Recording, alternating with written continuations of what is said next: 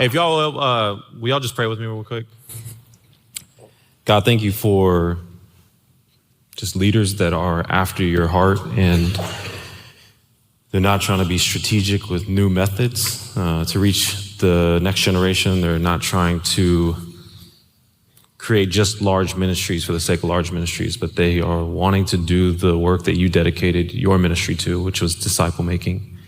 I pray that you'd use this time, and if I could give any type of direction or any type of support, but especially, God, I pray that anyone that kind of hears from Myron and hears from myself leaves a little more hopeful in the future of the church. But I just thank you for these saints and the blood, sweat, and tears they've given to set up a foundation for us to lead. In Jesus' name, amen.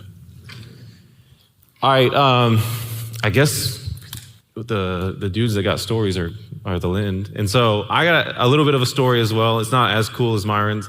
It's actually better. And so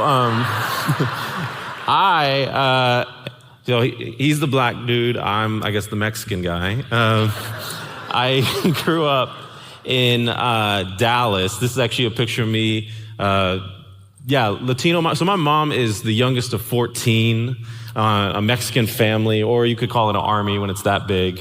And she's the youngest, and so I'm half Mexican growing up.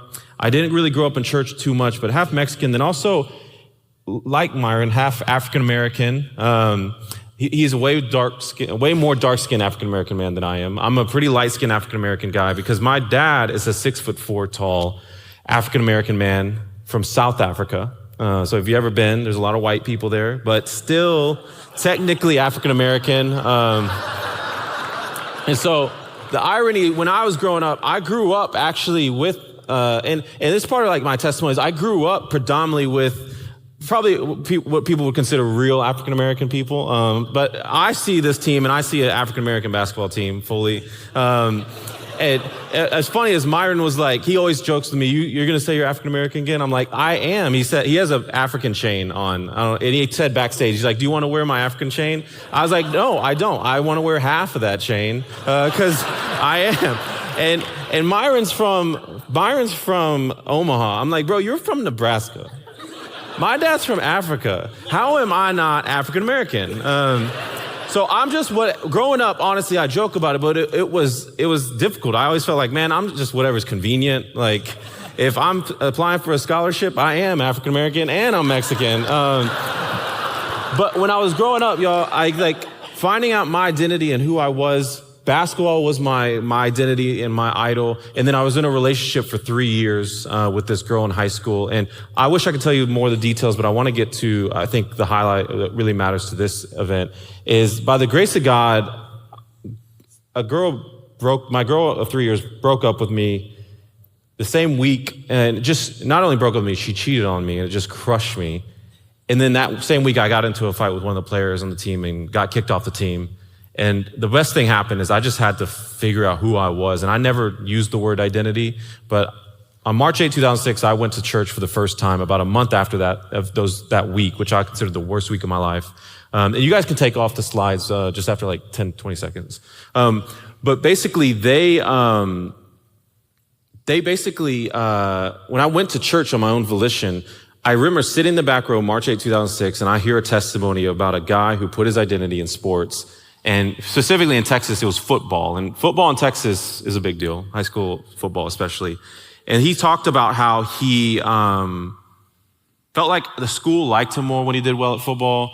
Girls liked him more when he did well at football. But especially what mattered to him, he said, my father seemed to love me better and connect with me better when I did well at football. But he realized I put my identity in this. And when I finally achieved the state championship, actually, which he thought would be the most climactic day of his life, when he held that trophy, he felt empty.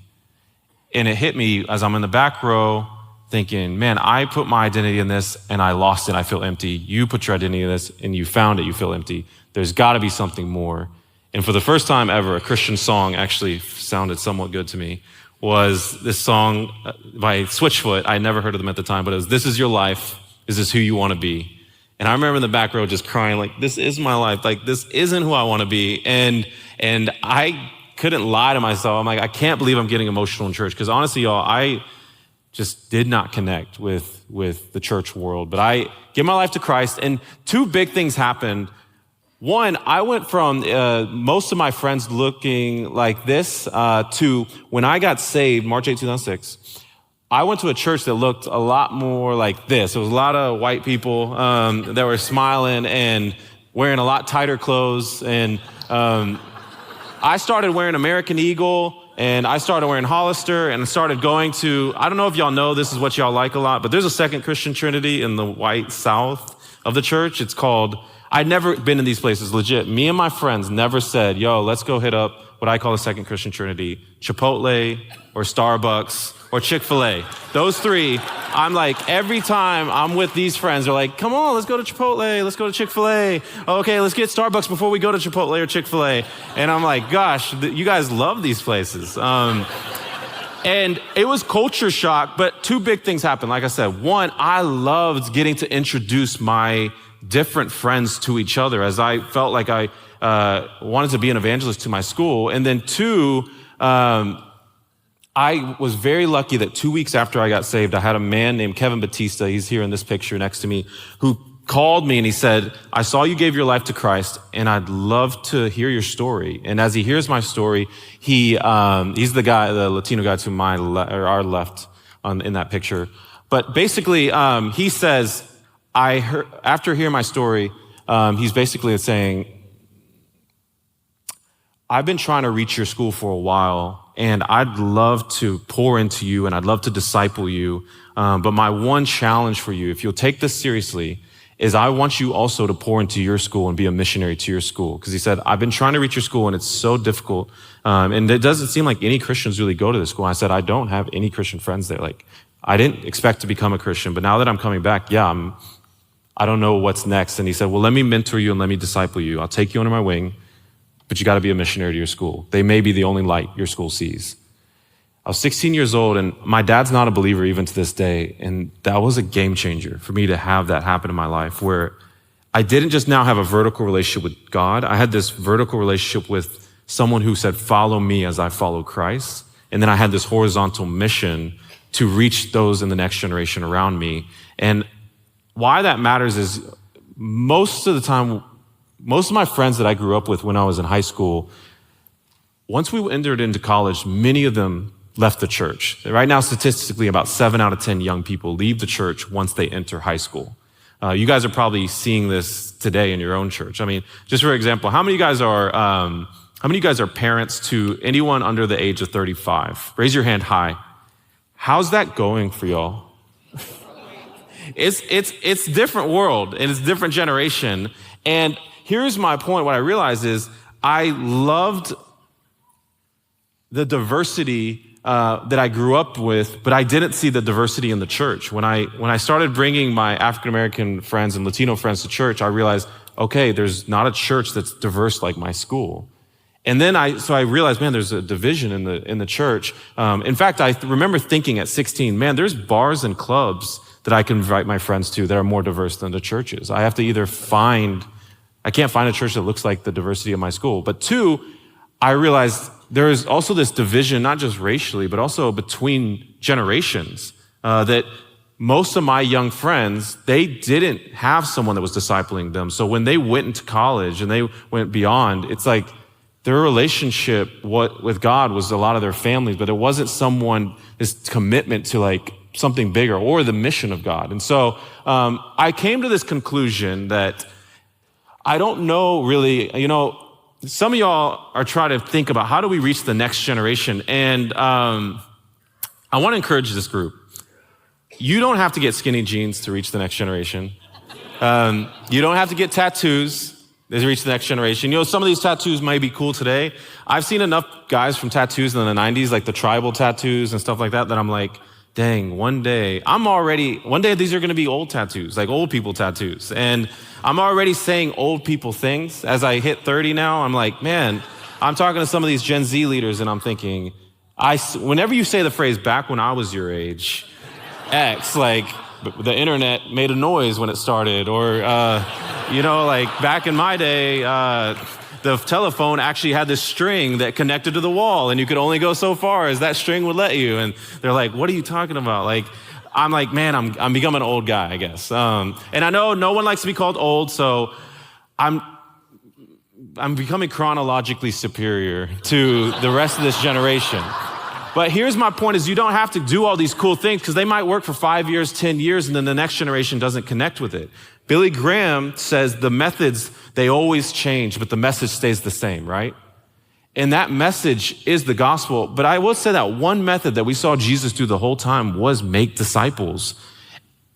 It's just not something that's happening for the next generation.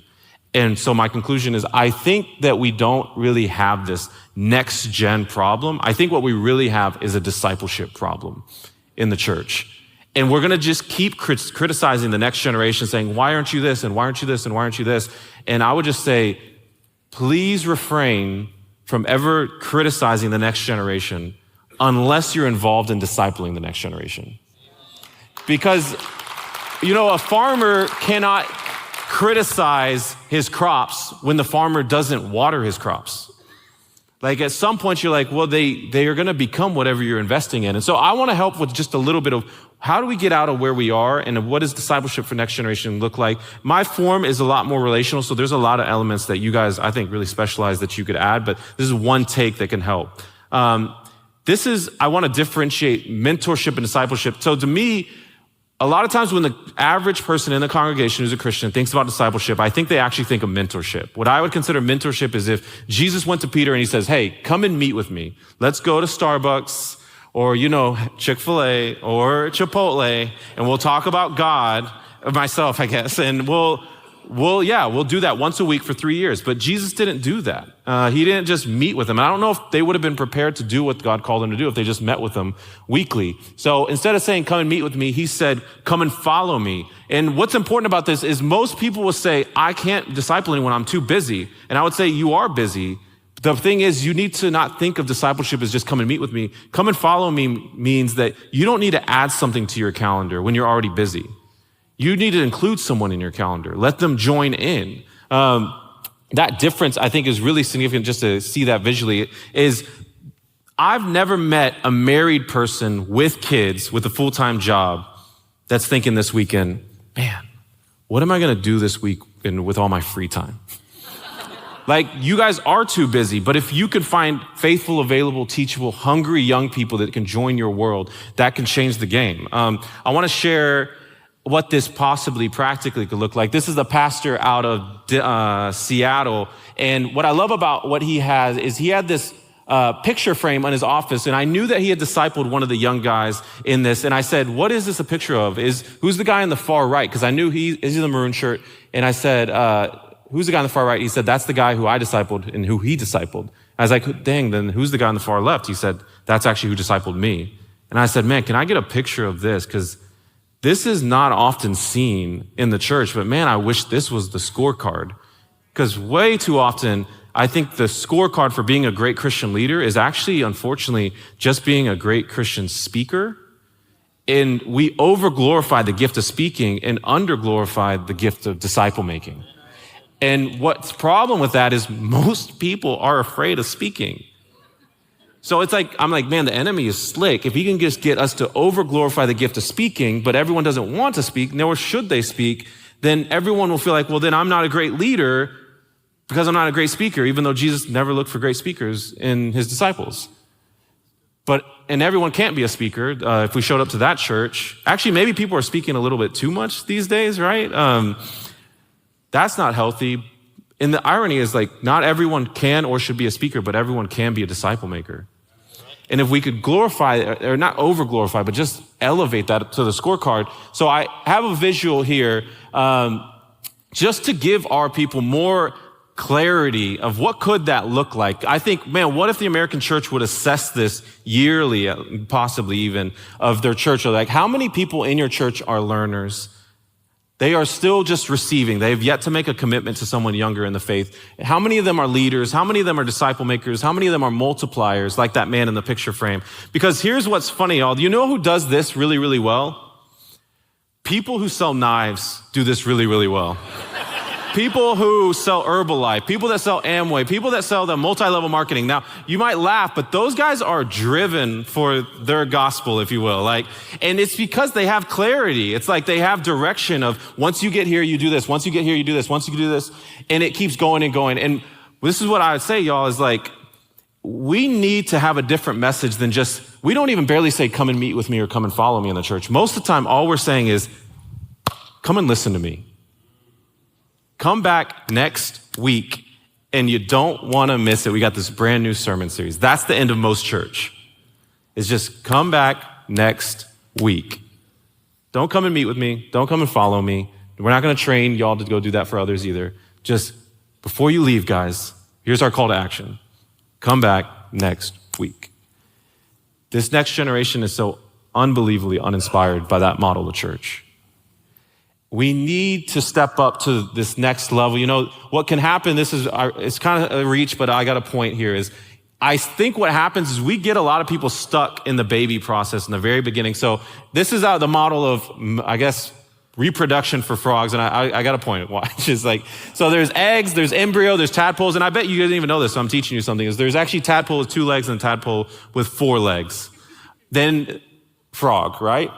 I think what happens in the church, we get stuck at a certain stage is we get eggs, which become an egg, or we get saved. We join a church, become embryo. Then we get to the tadpole stage. We maybe serve, give, and keep coming back and keep inviting others. And then we just kind of really, that's the high bar. If you're serving, giving, and bringing others, that's like usually the bar that the average Christian person coming to church believes there is.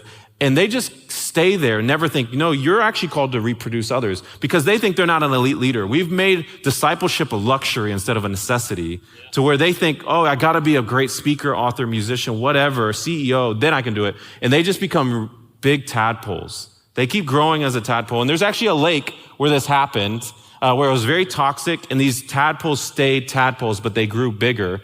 Here's a visual of it. Yeah, no one loved that picture. By the way, I know I'm in a Baptist church. 1 second. Okay, so